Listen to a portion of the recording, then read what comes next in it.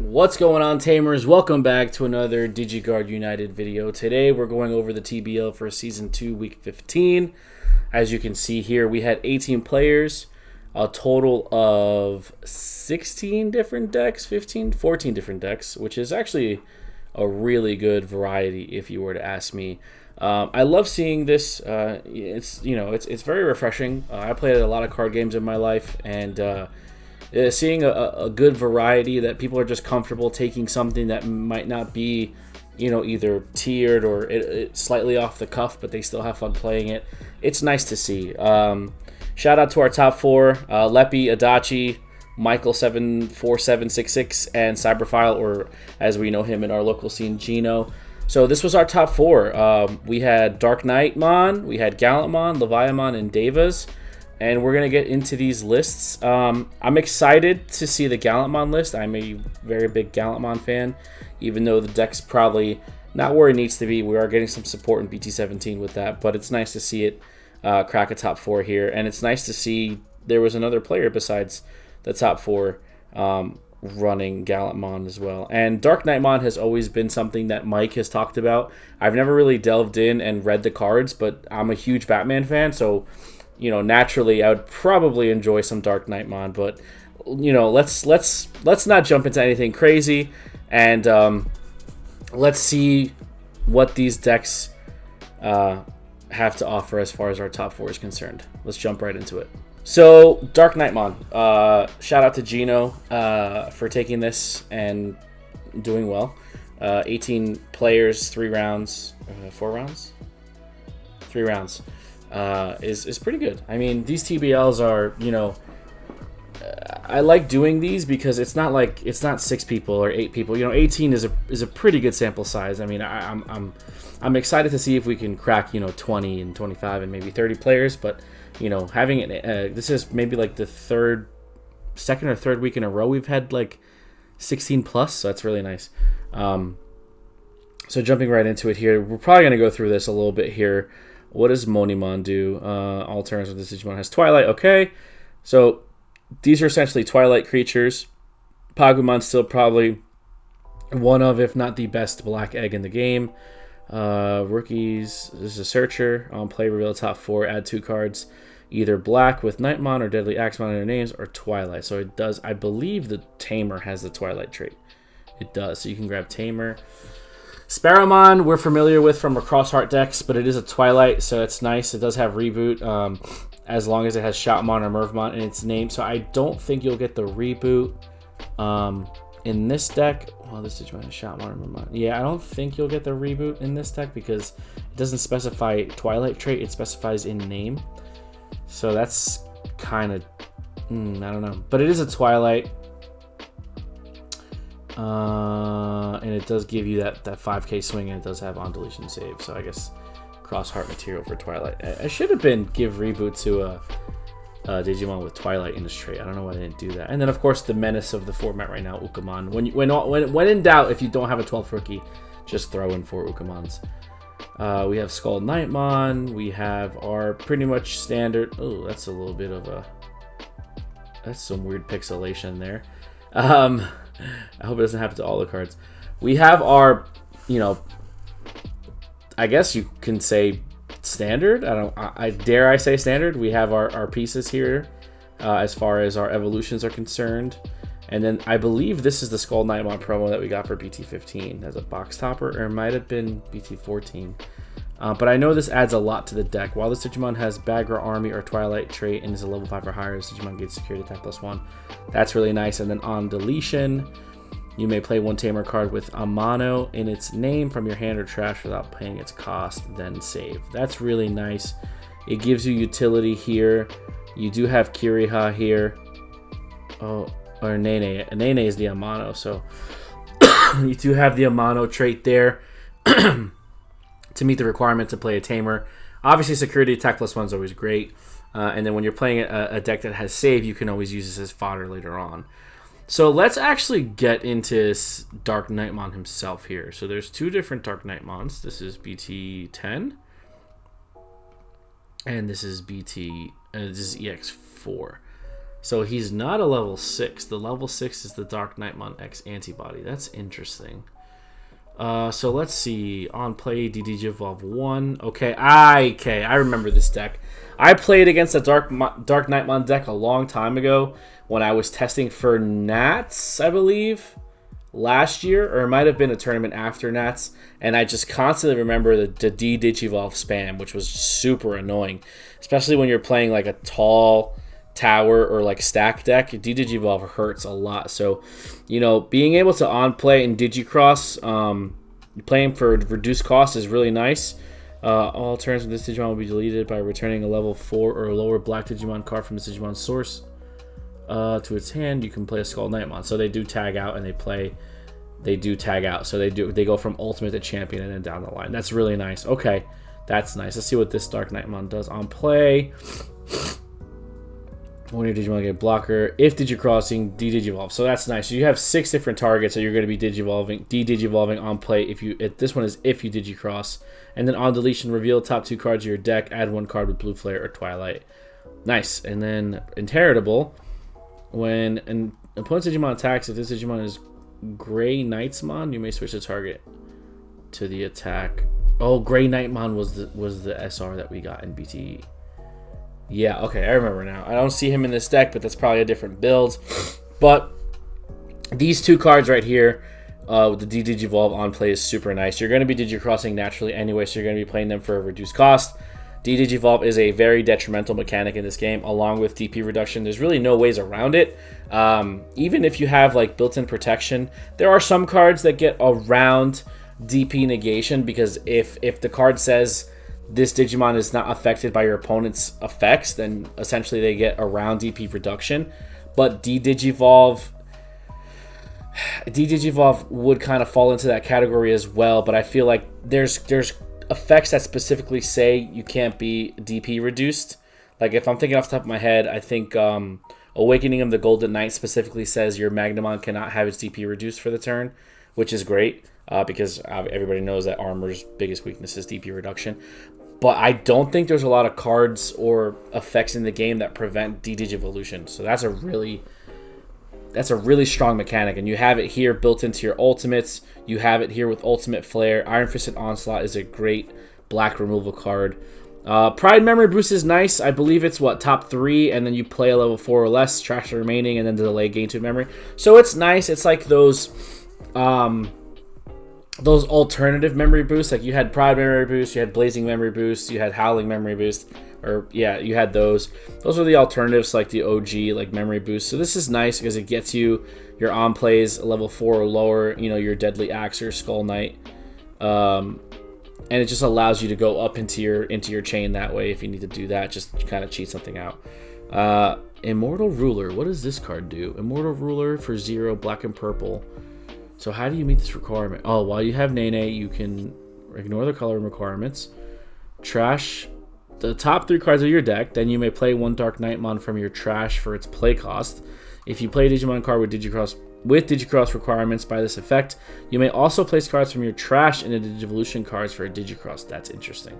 It's just a way of cheating out your Dark Nightmons, which is nice. Okay, and then you have your Tamers, of course. Your Nene is a Memory Tamer. The other one is a Memory Tamer, I believe. Let me just double check that. Yeah, this is the Memory Tamer, the Kyrion, the Nene. It is a Blue Flare Tamer as well. But you're obviously you're doing this for the Twilight. And then this Nene on play is a Searcher. And then on deletion, gain 2 memory. That's... Oh, all your Digimon with Dark Nightmon gain blocker. And opponent's turn. All of your Digimon with Dark Nightmon in their names or Twilight in their trains gain blocker. Now, is that a comma or a period? On deletion 2 memory. So I'm confused. Is the on deletion on the Tamer, or is it? I guess I don't know. I guess maybe I'm just bad at reading, or maybe I just don't understand the separation of the punctuation in this card. But I guess let me know in the comments below. Is the on deletion gain 2 memory if the Tamer is deleted, or is it giving the on deletion gain 2 memory to the Twilight or the Dark Nightmons? That's just something I'd like to know. But yeah, that was Cyberphile or Gino. with his top 4 Dark Nightmon, and this looks pretty cool, man. I mean, I don't know if I would try it though. I don't really have the brain to play Digicross decks. I just don't. Onto our 3rd place deck, Gammonmon. So I'm a big Gammonmon fan. Tamers. Yeah, Tamers is probably one of the better seasons of Digimon, if not the best. I know that's, you know, it's argumentative, that topic of conversation, but I'm a huge Gammonmon fan. Gammonmon was one of the first decks I had when I started playing Digimon because I purchased the starter, so I just kind of had it. And he's just a really cool Digimon. He's a Royal Knight. I like the whole jousting idea with him, and like, you know, defense and offense with his shield and his joust is really cool. So it's nice to see people giving Gammonmon a shot. I mean, I think you're going to see a lot more into BT17, but I think there's a world where this could be kind of seen as like an off-meta rogue deck. Like, if you're not ready for it, it could definitely crack you over the head, especially with cards like Crimson Mode, and you see the one of Digimon here. This card is really strong. Like, you got to be careful with this Digimon. And then, of course, the secret rare that we got from BT13. The one thing I will say about Gammonmon decks is you do have an X Digivolution chain going up into the X antibody trait, but they're not great. Like, you can see Gammonmon X here. I think Gammonmon X here is just being used as another rookie. It's when Digivolving, deleting a Floodgate is not terrible, and it does add 1,000 to DP DP based deletion effects. It does add 1,000 to it as an inheritable, but you know, you could probably make your argument that it's just better to play just a whole bunch of Gammonmons. Now, you do have your Searcher here, you have your Warper, and you have your Rush. I think a 1-of Rush is fine because it's just kind of like Gammon for game if you have 20 cards and neither player's trash. This Warper is really good, especially with the inheritable, drawing one when you delete an opponent's Digimon. It's really good. Being able to warp into a Gammonmon is also really good because you can warp into this one. So you can warp into this guy, which is crazy. And then this Gammonmon here is top 4 and add all Takatos. So yeah, I mean, it's a good way of searching for your Tamers. I think this one's just infinitely better because it adds a Takato and a piece. And the inheritable, I think, is better on this one because you're getting that DP gain. I guess it just depends on how you want to play it. Like, if I were to play this deck, I'd probably not play the X Antibody. I know it's a free Digivolution on top of a rookie, which is going to dig you deeper into your deck. And the when Digivolving effect, deleting a Floodgate, is not terrible because there are a lot of Floodgates in the game right now. But for me personally, I'd probably just go 4 of this, 4 of this. This is fine. You can also make the argument for, because he is playing the Draw Egg as a 1-of here, you could also make the argument for the promo Gammonmon that draws a card when you swing. So if you do that on top of Digimon here, that's 2 draws, which is just nice filter. Gammonmon's problem has always been seeing its pieces, which is why if we jump down to the bottom of the deck here, you do get the offensive trainings and the red memory boost. It's just 5 different search cards. So yeah, I mean, that's probably something. This Growlmon is really good. Digivolve. Play a Takato if you don't have one. This black Growlmon is really good, especially if you're playing the mill variation of like Digimon. This card is like, you have to play this card. It's so good. War Growl is really good. I do like this War Growl being able to cheat up into your level 6 and then swinging memory back in your favor after attack if there's no board is really nice, because Gammonmon pieces can tend to be a little expensive, which is why we have the memory boost and the offensive training here, just to make our stuff a little cheaper. Raid Gammonmon is really clutch. I really do like this card a lot, especially with the deletion effects and the when attackings.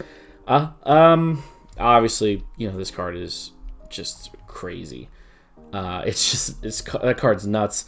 Gammonmon X. So Gammonmon X is really interesting to me because I like the fact that it does have unsuspension as long as your opponent essentially doesn't have a board. So with Gammonmon being able to delete stuff constantly, whether it's DP based or just regular, I'm just going to kill your stuff, especially with the Raid Gammonmon, this card is kind of almost just that extra swing. It does Digivolve for 1 over a Gammonmon, which is pretty much consistent with what we see across the board as far as Mega X antibody Digimon. They usually go for 1 on top of their counterparts. So I mean that's neither here nor there. It's not like an expensive card or anything like that. I guess it could be situational. Like if your opponent goes wide, you're essentially going to Digivolve into this just to kill something, and not get that unsuspend. And then you do have the added effect though of when an opponent's Digimon is deleted, if there isn't a Gammonmon or an X antibody in this Digivolution, you can trash the top of the security. So Gammonmon has a way of defeating the opponent without necessarily interacting with the security on attack. And then of course we all know what Crimson Mode does. Just being able to just check multiple securities without essentially checking them, because it's just trashing them, is kind of insane. So Gammonmon has that, I guess you can call it an alternative win con of just being able to trash cards from the top of the stack, which is what makes it an attractive strategy to begin with. It's just not the most consistent thing in the world. I do like the one of Megidramon tech, just to be able to play out a Takato and a Guilmon on deletion. Especially if you play the Warp or the Biomerge one, you can kind of do shenanigans with that way. And then of course Crimson Moon is just a really good card. I do apologize for my crazy hair. And shout out to the New York Yankees for being 6-1. Go Yanks. Yeah, Crimson Moon is just disgusting. It's a really good card. 15k DP is solid. You're not really checking into too much unless it's an Ultra like a Death X or Quartzmon, something like that. Yeah, I really do like this deck. I would probably try and make it a little more consistent. I do understand the Trident Gaias. Just being able to kill something is really nice. But, excuse me, but, sorry there, my throat was getting a little dry. I feel like there's enough of like deletion here with the Digimon themselves to where you can control the board to where you might not need to remove something that's high of a DP threshold. And Crimson Blaze is just such a really good card. Yeah, the killing something with 6k is nice, but just the added effect of your opponent can't play stuff with skills or like off effects is really nice. So I would just kind of go for more ultra consistency here. Bump this out, get this out, bump this up to 4 just to be able to search, and then probably cut this and add one more of this, and then maybe like an ADP or something, just so that way when you start making your big swings, you don't check any security bombs that, you know, because there's a lot of that stuff running around, and you're naturally in red, so you don't have to force any weird interactions with ADP. You could just play it. That's probably what I would do, but again, you know, I don't argue with results. It's just some of my input here, but I really do, I really do enjoy this Gammonmon build. This is super solid in my opinion. So on to our second place finish. We have Leviamon or Levon X. Now, ooh, that Guilmon is super nice there. Yeah, I mean, the tech of having 20 or more in trash to gain rush, it's almost like hybrid for game at that point. So Levon X, one of Anubismon, is nice too. I mean, this is like the boogeyman, right? Like a lot of people are talking about Leviamon and it being such a strong deck, just on essentially on just what it does. Like it interacts with your opponent's board. It interacts with the opponent's board as well as having resources in trash, which is why a lot of people are playing Merciful Mode as a top end card right now, just to have answers to trash effects. But I feel like, and this might just be because Varney and Dan are always talking about Leviamon, I feel like there's ways to play around this. Obviously, if they get their combo, like if they get what their pieces and everything they need, it's GG's. Like there's really not much coming back from that. I personally haven't really played too much against it myself. I've only played against it a couple of times. And, the removal for Leviamon is kind of crazy because even cards with protection, if they miss triggers or if they miss instances of protection there, you can kind of get around multiple layers of protection because it's the same effect and it's not activating multiple times. So you got to watch out with your rulings and your timings there. I think Chaos Ramon really is the only one that gets away with it because it's not like once per turn protection. It's just strip a source to protect. So you got to be careful with stuff like that. You know, like you really can't sit behind a wall that has protection because it gets two different instances of popping. And if you only have you know, if you're going tall and you're only putting, you know, one threat out on the board at a time, Leviamon's going to eat your lunch. And not to mention, it has the security blanket that is Ruin mode because it's a purple deck.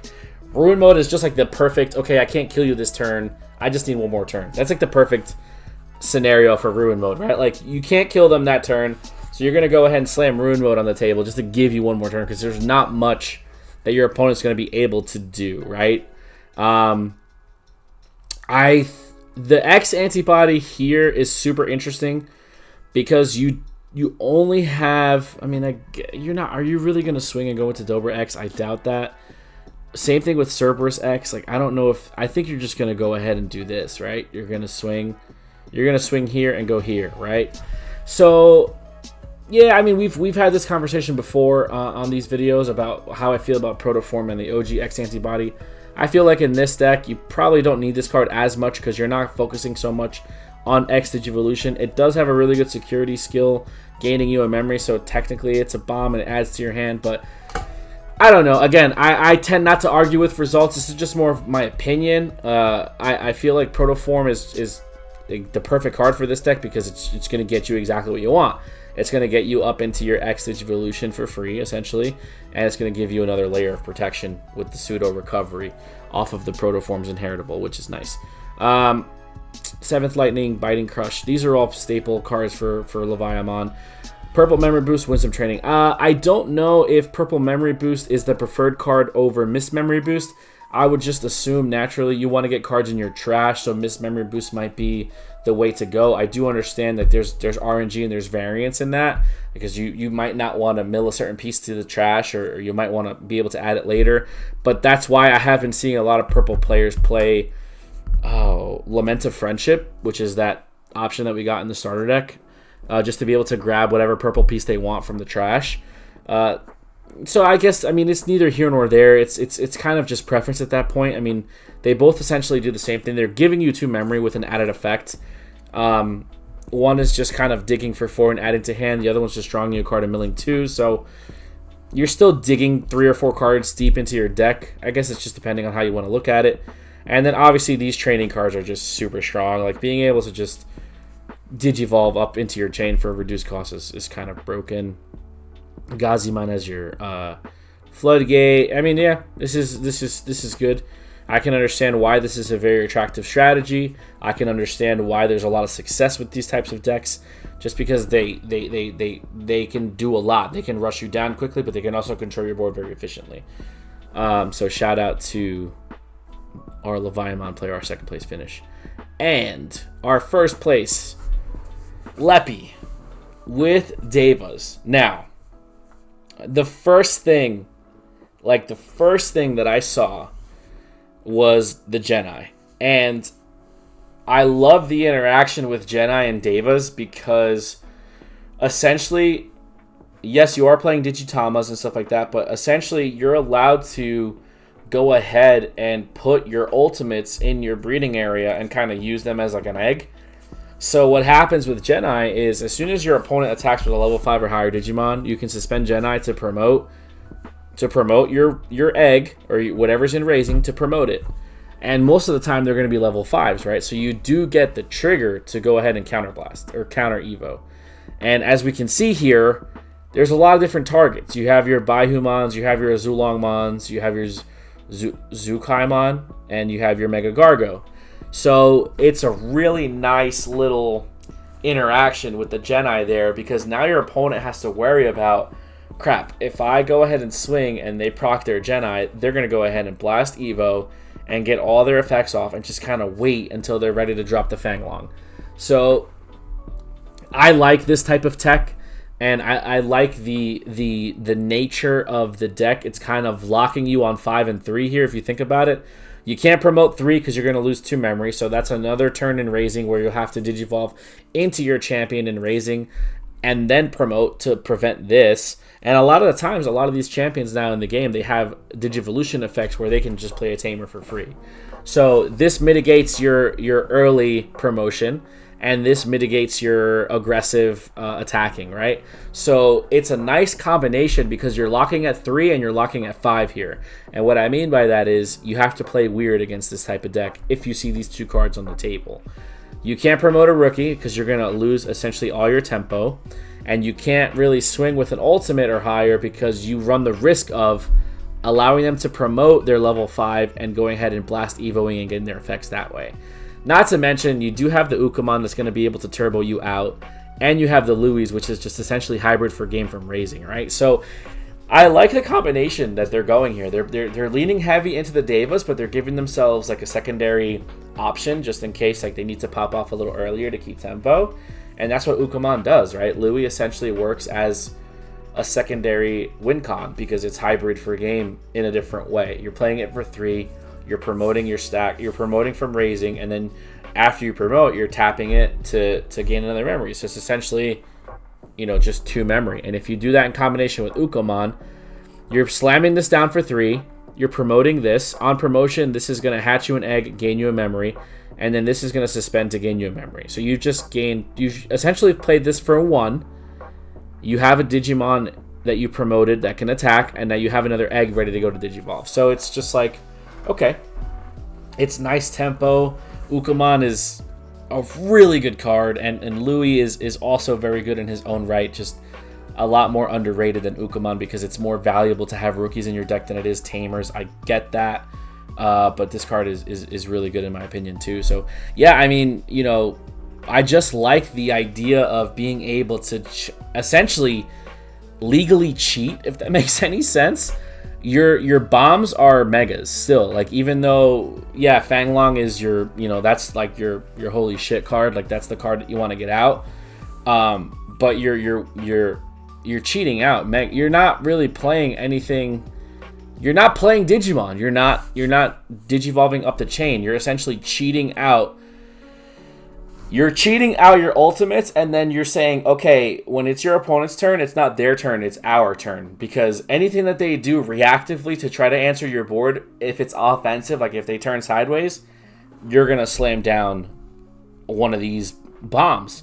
And you have access to Mega Gargo. Mega Gargo by itself is really good. So that in combination with all these other sovereigns as aces is pretty cool. Now, you do have to be careful, because there's a lot of overflow on here. This is 4, 4, 4, 4. It's it's a lot of overflow. You don't run the risk of having 2 ace cards in your stack because you're not playing any level 5 aces.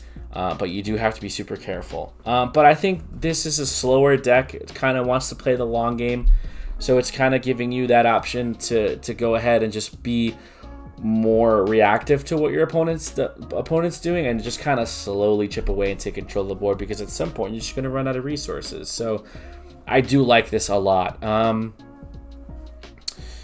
Yeah, I mean, I'm so in love with this tech right here. I think maybe not so much Geni, but I do see Digimon Emperor seeing a lot more play going into BT16, especially because we're getting that new Ukamon, the Searcher one. So I could definitely see, trying to slow your opponent down so they don't try to rush you.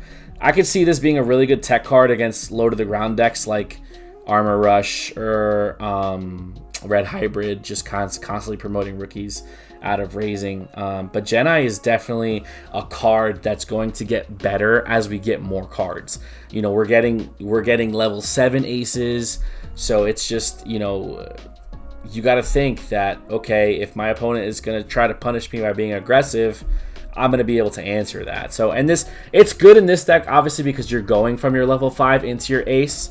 That's a level 6, but this works in a lot of other decks. Like if you're playing a blocker strategy and you have a blocker in raising, you can slap a Geni on the table, and as soon as they go to attack, you can promote your blocker and maybe kill their attacker, or if your stack has retaliation. There's a lot of different things that you could do, and that's why I like the versatility of Geni. Not to mention the on-play is just essentially a search, right? Like on play, you reveal the top 5 cards of your deck and you add a level 3 Digimon and a non-white Tamer. So it adds your Tamers and it adds your rookies. That's really good. I think it's a really good card for only 3. Yeah. I think this card eventually will start seeing more play. But that's pretty much it. That's our top 4. I hope you guys are enjoying the TBLs. I really do appreciate the feedback. Shout out to Panzer, shout out to Leppy, anybody who interacts with me in the comments. I really do appreciate it. Let me know if there's anything in specific or particular you want from these types of videos. I try not to make them too long. I try not to go too much into the analysis. You know, if you're looking for more long form content, I know Varney started doing the regional reviews. But yeah, I mean, I feel like the more players that we get, we can make the argument for doing more than a top 4. But I feel like right now top 4 is our sweet spot. So we're going to keep doing with that. We're going to keep churning these out on a weekly basis. And we hope that you guys tune into the TBLs, whether it's playing in them or checking them out on stream every Friday night, 7 p.m. So with that being said, we're going to get on out of here. I hope you guys enjoy, and we'll see you guys in the next video.